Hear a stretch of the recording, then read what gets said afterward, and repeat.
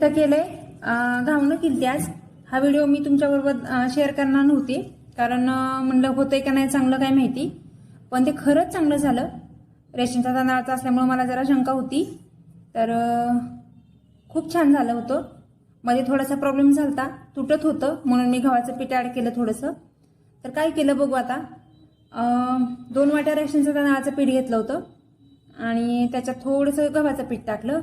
कांदा, टोमॅटो, मिरची आणि कोथिंबीर बारीक चिरून घेतलं, ते पण टाकलं आणि मीठ टाकलं चवीनुसार. थोडंसं जिरं टाकलं हातावर चोळून आणि भरपूर सारं पाणी ओतून पातळ बॅटर केलं. अगोदर पातेल्यात बघितलं तुम्ही तसं. आणि पॅन गरम करायला ठेवला, त्याच्यात तेल घातलं थोडंसं आणि मग ते बॅटर आपण सोडून घेतलं.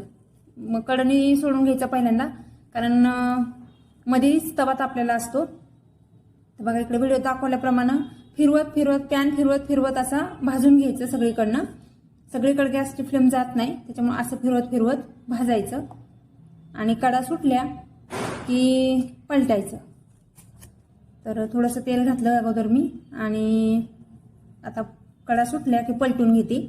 चटणी अगोदरच बनवून ठेवली, तुम्हाला काय चटणी प्रत्येकालाच येते, त्यामुळं बघा इकडं छान सुटले. आता पलटी मारते त्याला. चटणी पण करून घेतली होती, शेंगदाण्याची आणि खोबऱ्याची चटणी केली.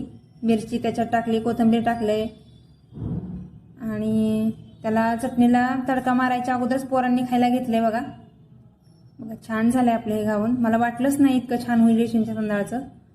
इकडं पोरांना खूप गडबड झाली त्यांना खायची. इकडे ताटात घेऊन बघा, तुम्हाला ताटात शेवटी एक ते फोटो काढेपर्यंत पण थांबली नाही, घास तोडलेला दिसतोय त्याच्यात. बघा किती मस्त झालंय. आता बघा ताटात कसा घास तोडलाय. धन्यवाद.